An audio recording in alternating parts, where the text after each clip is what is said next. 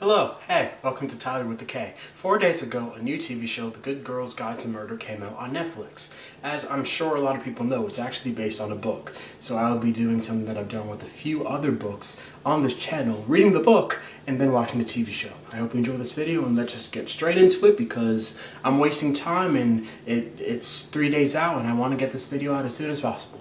Okay, hey, I just finished the first chapter and don't worry, I'm not going to be coming in and talking every chapter. But, I didn't realize it was British, and I should have known it earlier. I can't remember exactly what made me start to suspect. I can truly try to find it, but is it that important? Not really. But yeah, they said A-levels, and I know that's a Brit thing. At least not an American thing. So I didn't know Holly Jackson was British. I don't know if she is. I don't know. But that's it. It's interesting. Interesting plot. This person named Pippa Fitz-Amobi is doing a research project for school about a family, about two people, one person that died in their town. It's just a pretty interesting plot. And yeah, like A Good Girls Got Some Murder is also an interesting title. Like I don't know what I thought, but I didn't think that she'd be like researching something that already happened. Usually in like mystery books, something happens like near the beginning of it, but this like in the past and she's just researching it. So it's kind of interesting. If I make a video every chapter, this video is gonna be forever. I'll be back when I have something to say, but hopefully not in a chapter. Hi. As my sister just notified me, apparently it's like 2:41 a.m. I don't know how that happened. I haven't only been reading, but anyway. At about, by the time like 1:30 or something, I was a fourth through A Good Girls Guide to Murder, so I'll be talking about the first few chapters up to chapter 10. Okay, I think I'd rather hop on and tell you some thoughts as I go on in the book than like make an entire long video at the very end with all my thoughts. So like you can kind of, this way you can also like track my progress and see if I figure out the mystery, because that's like my main goal, figuring it out before the main character does. So I wrote some notes here. I'll be quick, or as quick as I can. So yeah, as I mentioned before, I found out quickly that it was British. And the other thing that made me think it was British, that I remembered as soon as I finished filming the video before this, the clip before this, is that they had like the day of the month and the number of the month switch. Like in America, we do like today's day, I would say 08, 06, 2024, but in the book, it would say 06, 08, 2024. I'm gonna be honest, when I started this book, I didn't really think it would be that diverse, but I was happy to be proven wrong pretty quickly. The main character's father is actually Nigerian, which is pretty cool.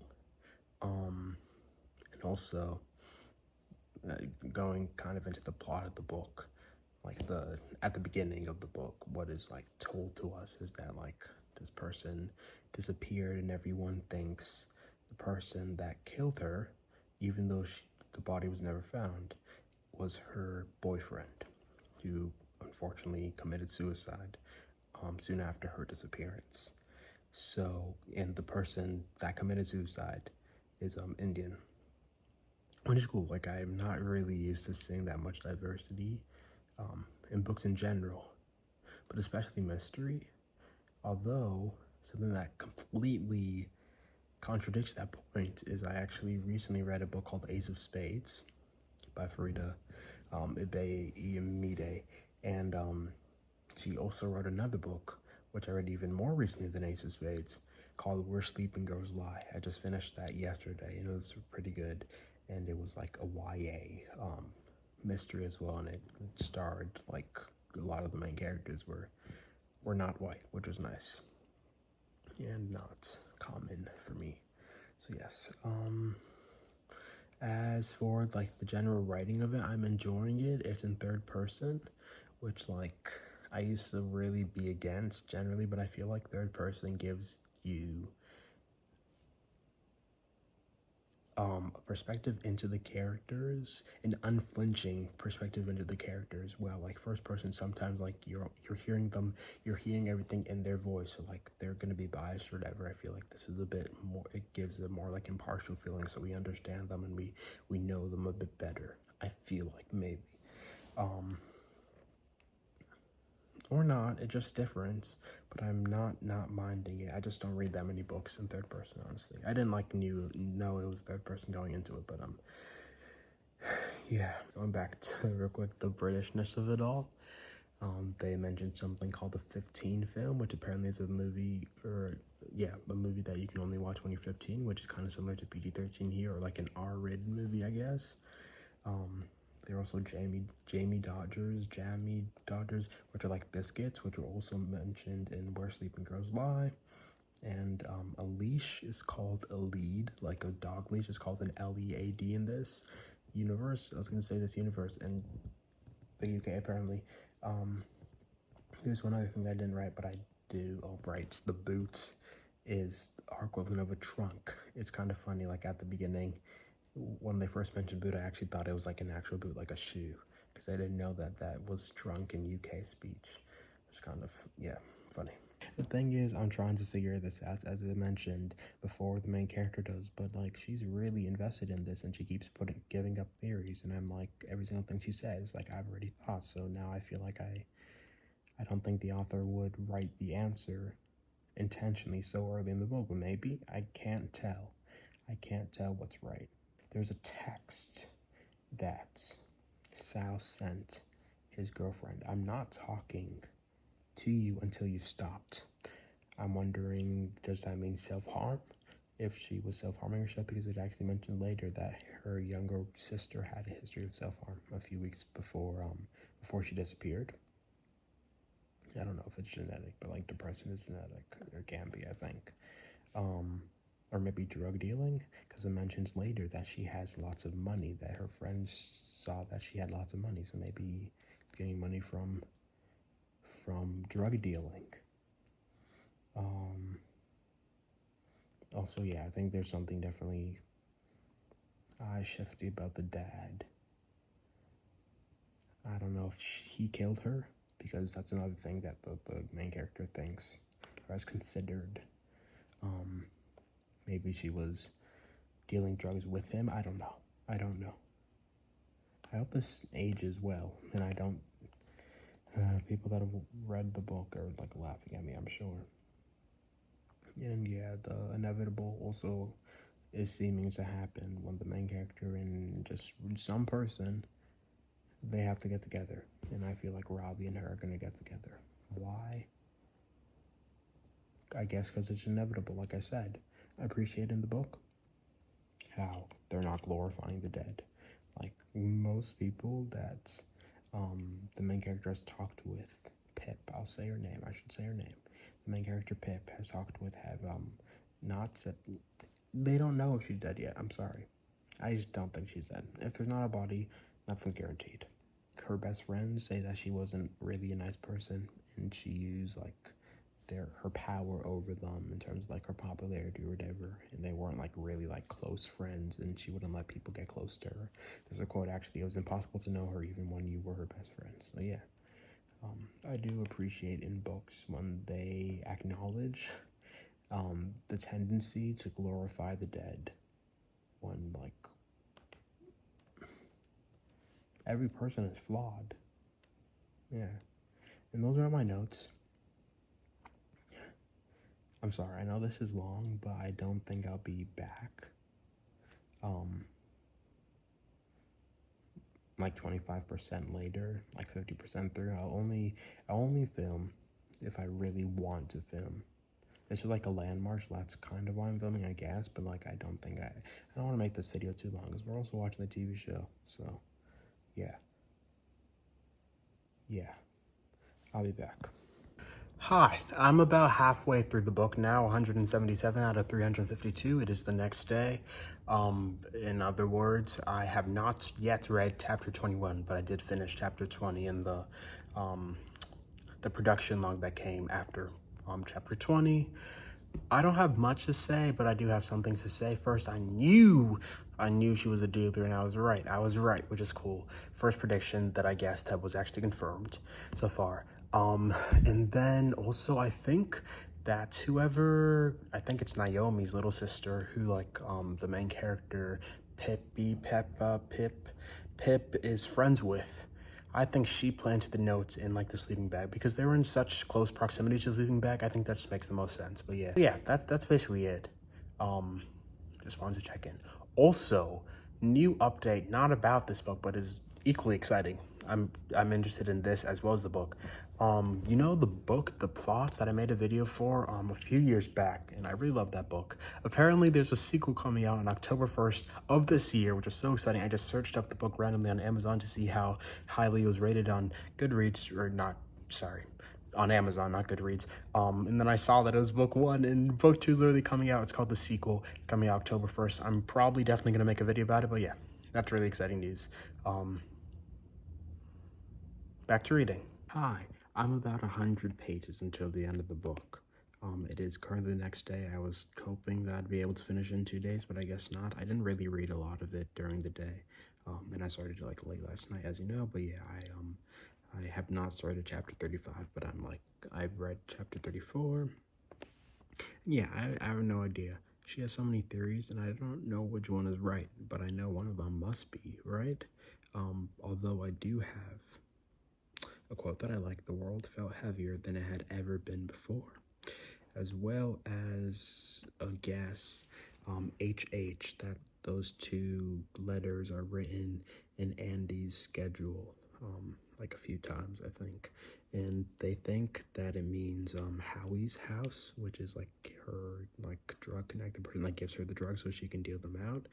But I think it's actually someone named Harry Hills, or whatever his last name was, who is like the owner of the like end place that Andy went to like 2 times. And the owner, or not the owner, so basically the real owner is his grandmother, but she's like elderly, and she has Alzheimer's. But she said that she saw Andy a few weeks before in that inn when they went to visit. So I think she's alive, and I think she's at the abandoned farmhouse that they just mentioned randomly. That Andy and her sister, whatever her name is, I can't remember, father was considering buying. So yeah, I think she's there. I don't think she's dead. And it was also confirmed basically that that Sal did not kill her, which I knew as well, which I assumed. So yeah, that's it. Hopefully the next time you see me, I'll be done with the book. I only have 100 pages. I just want to go to bed because I'm tired and I need to wake up early. But I will definitely finish this today, most likely, and then I'll start the TV show. And yeah, it is August 7th now, which means it's been 6 days since the TV show's been watched. I kind of just want to binge it. I don't know if I'll be able to binge it tomorrow or the day after, but sooner rather than later. I'm hoping. All right. All right. All right. It's the next day, and I did finish A Good Girl's Guide to Murder, so I just have a few ending thoughts. Yeah, I did. Oh, that's my sister. She wants to read it too, even though she probably won't in the next year. Anyways, just a few notes. I didn't really guess the plot twists of Pip's friend's father actually killing Andy. I did know that he wasn't responsible for every single thing that had happened. Because I just knew that he wasn't like, he did kill a person still, so he's still a bad person, or he still did a bad thing, but I just knew that he didn't do like every single bad thing that happened. But I did not guess like at all that Andy's sister killed her. Yeah, I couldn't believe that.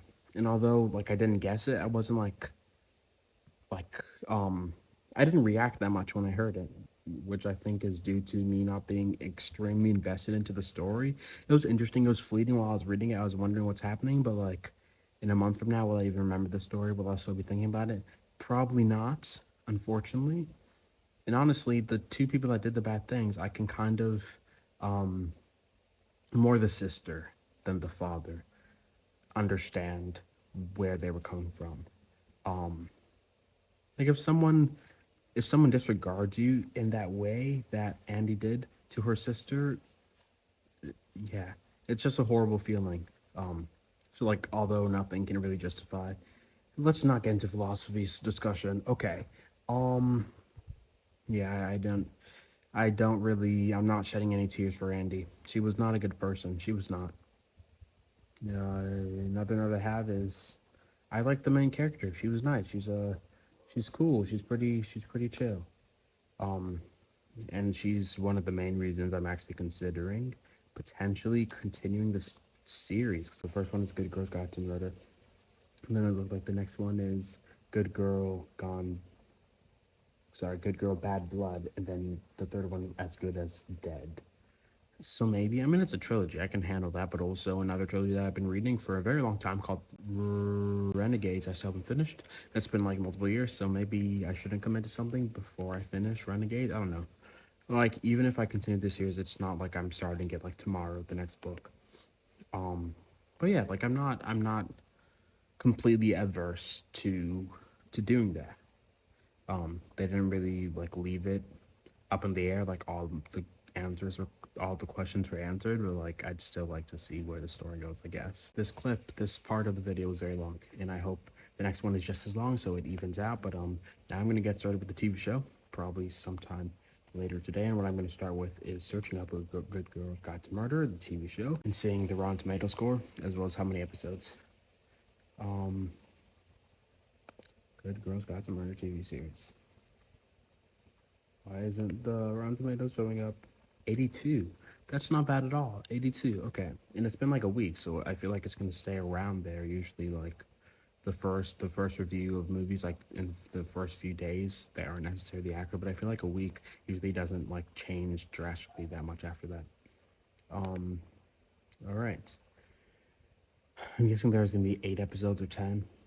Okay, it's TVMA. I'd consider it maybe being TV14, but apparently TVMA. And I do know it's also it is part of the BBC, like within the BBC. So I guess people will be British, which is I appreciate that. I know the main character, at least the actor of the main character, I think is American, but she doesn't do a British accent or anything. Maybe she'll just be the only one. But the description: 5 years after the murder of a 17-year-old girl in a sleepy English town, one student determined to uncover the truth and find the real killer. I don't know episode numbers. So I guess there's six. Six. I can't believe that. Episodes. Huh. Okay. The length of time 43, 44, 43, 45, 50, 51. Okay. Good luck to them. I just feel like there's a lot of things that are covered. Okay. I think that's all I had. I'm gonna update, even if it's only a sentence after every single episode, because I filmed like so much for this. I'm just trying to catch up. But yeah, I'm excited to watch the TV show. Much I'm most looking forward to. I don't know. I guess seeing like how much it changes, like if it's actually gonna be like scary, because I don't think I was like actually really scared while reading book. I'm not really usually scared reading books, but yeah. I mean, it was an interesting story, so yeah, I'm always excited to see how that's shown visually. So let's get started. Hi. All right. I finished episode 1, and I'm going to make this short. First of all, because I want to continue, but also because this video is lagging on and we need to get to it. Don't make it like an hour long. Okay. So I split my notes into just general notes as well as like changes between the book and the TV show.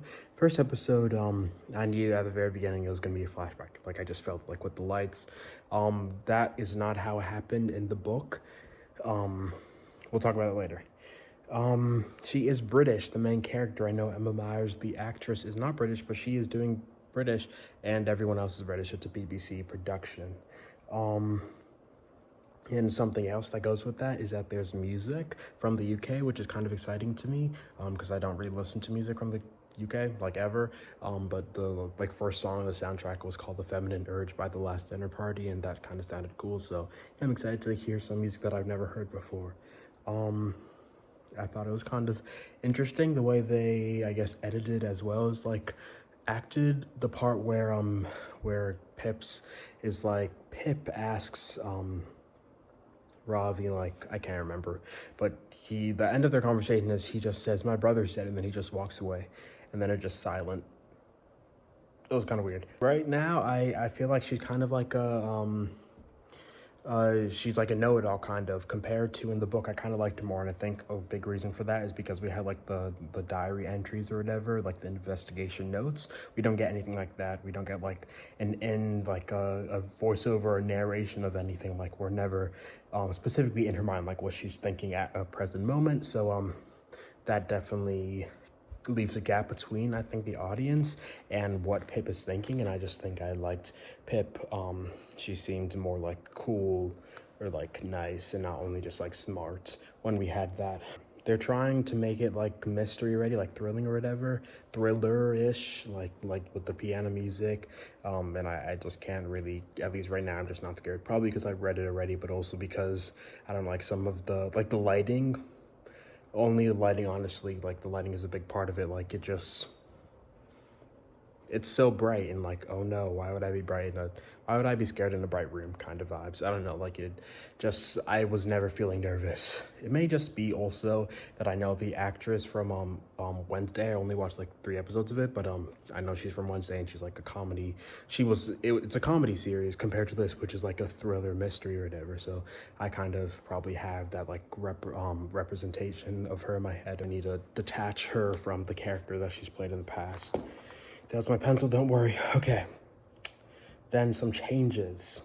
For some reason, Pip literally follows Ravi home. I don't even know. I guess he gets off the bus. So how did she even know that he was off the bus? Like, she's actually stalking him. She follows him for some time and then like introduces herself and say why she's following him, which is creepier. In the book, she just goes up to his house and says, "I want to do this investigation." I think it's more straightforward, or like more forward of her, and I think I like her just going to his house better. We meet a lot of characters that we didn't meet like immediately in like the first few chapters in the TV show. For example, we meet the person named Max at a party, which was not even in existence in the book.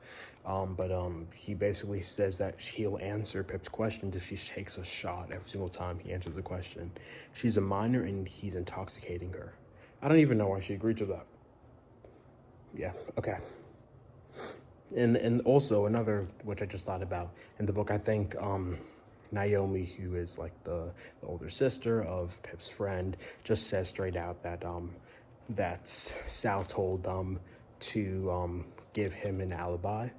Well, in this, she has to ask 2 people, and Max says that that was his alibi. At the very end, for some reason, we get like some kind of flashback of Sal and Andy talking in the car. They seem kind of like wet, like they've been in water or something. That never happened in the book, so I don't know.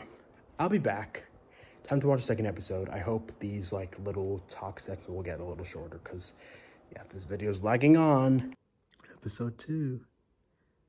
I watch movies as well as just read books and watch their adaptations. And I watched a movie called Promising Young Woman, which is actually one of my favorite movies. And I got a vibe of that one. I can't remember her name. I think it was Emma. Whoever Pip saw that was Andy's friend, she said, "And one more thing, don't ever contact me again." That was the same line from Promising Woman. Sans, I swear. I like the theme song. I feel like that's really reminding me of my Disney days, when for some reason the theme song isn't in the first episode, but then the second one it shows it. It's not really a theme song. It's just like music. I don't know. Yeah. So that's cool. I like the song that went along with it. They go to a camping trip, and one of her friends brings a ukulele. I play the ukulele, but he doesn't have a case for it, which is really annoying. I used to do that, but like, it's just not good, because it just makes, especially outside, it makes the ukulele be highly susceptible to like retuning. I didn't understand this in the book, and I don't get it in the movie either, TV show either. How did the note get in her pillow that says "stop digging"? Because I thought it was revealed obviously that it was her friend's father. But like, did she just not notice it before that point? Because like, she only notices it after she sees the person in the woods. How did that get in there without like other people seeing it, other like of her classmates or whatever? And also at the very end, I don't know, we saw some kind of calamity party, and I guess it was in the perspective of Andy, but it wasn't specific, and I didn't understand. I was confused. Now for the changes, Andy and Nat are friends, and also Andy is nice. In the book, Nat is just like another person that Andy was actually really mean to. And I also saw that Pip and Ravi work well together, work more together than in the book, especially like early on. Pip kind of does a lot of things solo, like we see her investigation work or whatever in the book, but in this one, she and Ravi even like text Nat as Emma, like together. Yeah.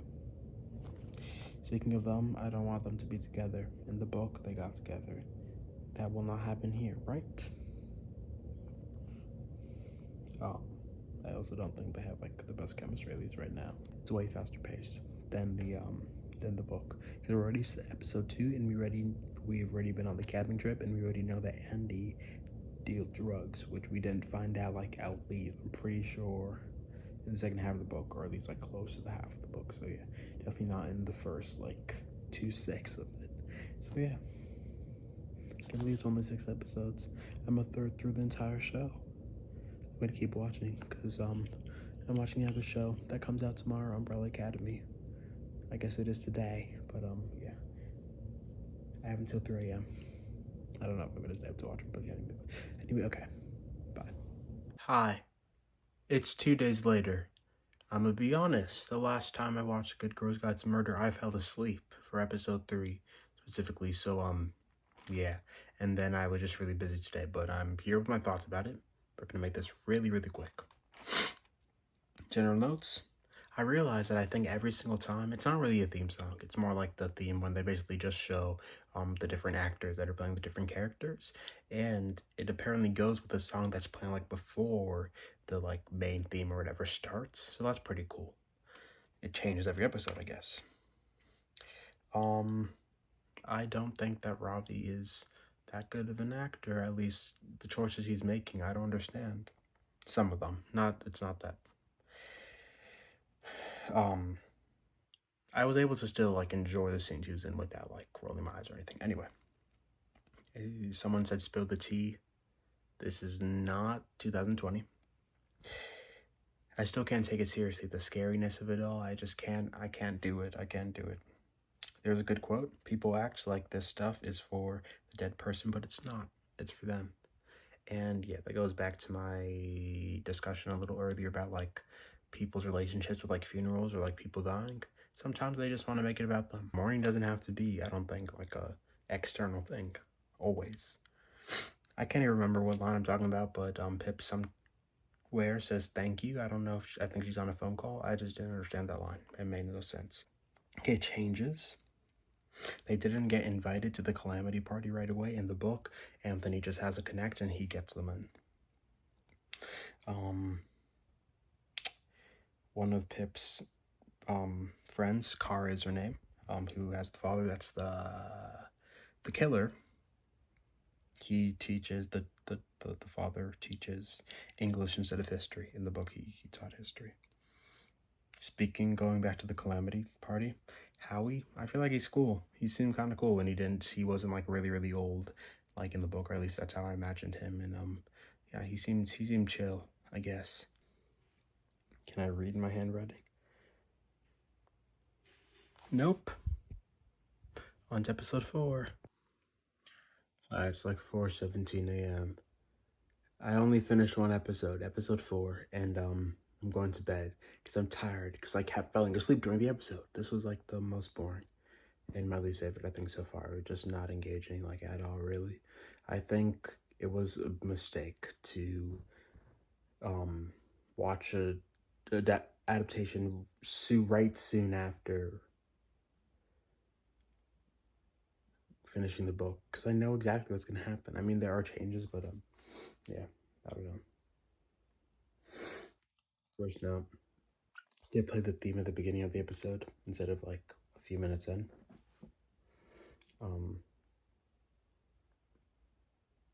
There's a funny quote.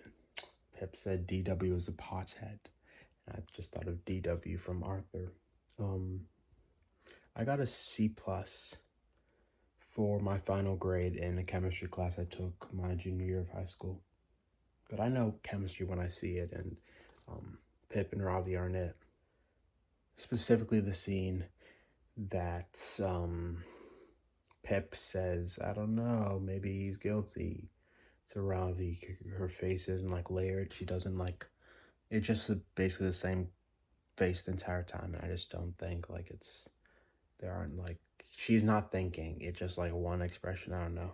I'm being pretty critical about their acting, specifically the main two people, quote unquote main people. I think he's a better actor than Ravi, but that scene, like, it just wasn't like, there wasn't much going on, which I guess maybe is intentional, but like, considering like this whole entire time she's felt like really, she's been set on like that Sal's innocent. She now seems like, I don't know, it was just the same face all the time. Okay. And the episode ended with You Should See Me in the Ground by Billie Eilish, one of my favorite artists, so that's cool. Changes. Book Pippa is nowhere in sight. This Pippa is rude. She's rude.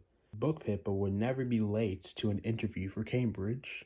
That's something that I really appreciated in the book. I actually thought for a second, like while I was reading it, that she would like prioritize the case and she may like lose an interview or something and she wouldn't get into Cambridge, and like that would be like the low point of the novel or something. But that didn't happen. She like always kept with her studies, but in this one she like showed up late to an interview, and I don't think that's not my Pip. She also walked out when her mom told her not to. She said, you're not continuing this case, and then Pip just left. And she also inadvertently called her mom the I word, the IDIOT word. Rude. And speaking of, they have this whole subplot for some reason that Pip's dad was at the hotel like at the same time as Andy. Like, did we really need that? We only have 6 episodes. Do you really need to add another subplot? Speaking more about the hotel, Pippa was much more straightforward with the people at the hotel, like what she was looking for. She said, I don't know if you heard the Andy Bell case, and just showed a picture. Well, in the book, she was more discreet with it, which I don't appreciate. I feel like it's cool when like because like I don't think people would react as well in the book if she were to be more straightforward. Like, I'm doing the Andy Bell case. They'd be angry. They said no, Sal did it. But in this one, like, she doesn't even know Andy Bell. I guess maybe the hotel's like in another town or something, but then she has a scene with I don't even know his name. I think it's Nate, maybe it's not, the police officer, and he seems cool. I feel like all the suspects, at least the suspects in the books, in the TV show, they just all seem cool. Besides Max. Max is annoying, but like the person that Andy's selling drugs for, he seemed cool in the last episode, and what's his face,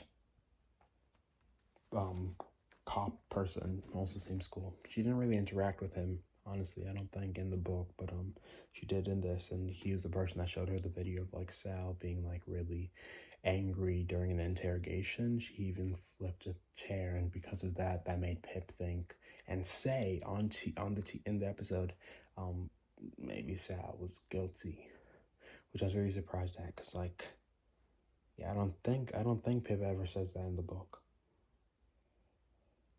And that's it. I need to sleep, guys. I need to sleep. 2 more episodes. I'm gonna wake up early and finish this once for all. Good night.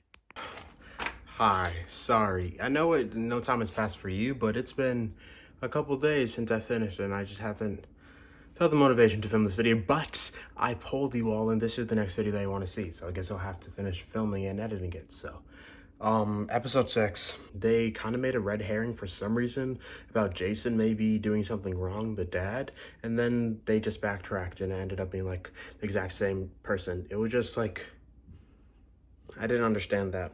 Because, like, in the book, comparatively, the main character, whatever her name is, Pippa, thought Jason from the beginning because of how, like, suspicious he was during the interview, like, the first interview after Andy was missing. But that didn't happen in the TV show, so I don't understand why they had to mention another witness or another suspect in the last episode. What's the point of that?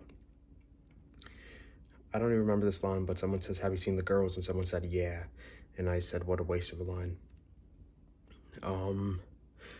Randomly, we see the person that saved Pippa from getting assaulted at the Calamity Party. I didn't even recognize her because it's been multiple episodes. She doesn't even have a name. I didn't know who she was. I did not know who she was after she had like snuck into Jason's, like, I don't know what it is, warehouse or whatever. The Calamity Girl saved her, found her in a car or something, and let her go. So, yeah, I honestly think we should have had more Belle backstory. I think that would have made her killing Andy make more sense, like it did make more sense in the book. As well, they should have talked more about... Sorry, no. Nope, that's not her name. Becca is the name of the person that killed Andy, but the Bells is their last name. I just think generally we should have had more Belle backstory, like how the father like verbally abuse them. So yeah, okay.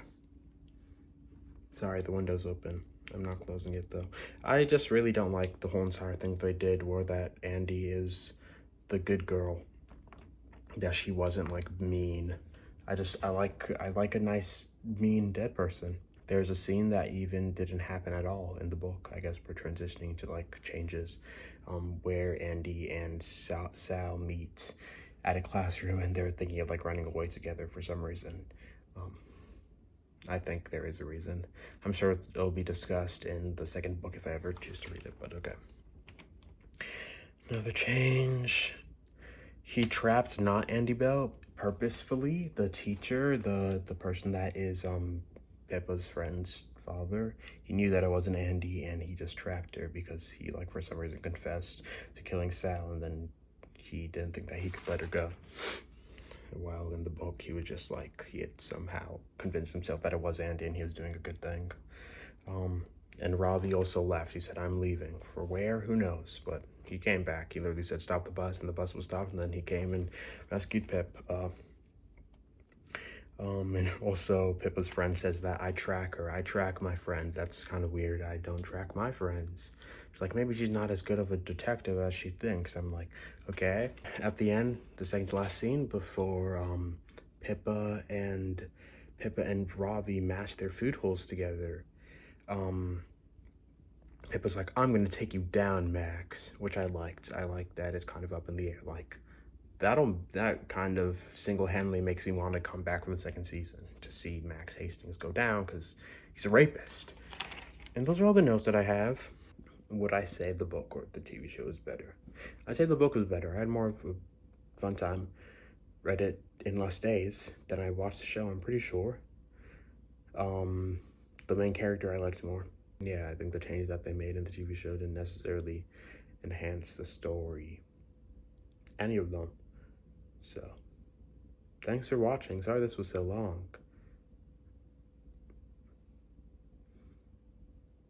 Now I'm off to film another book to adaptation video. I'm reading Dear Evan Hansen and I'm watching the movie that everyone hates. So I'll see you for that video. Maybe not next week. Probably not next week. Okay. Bye.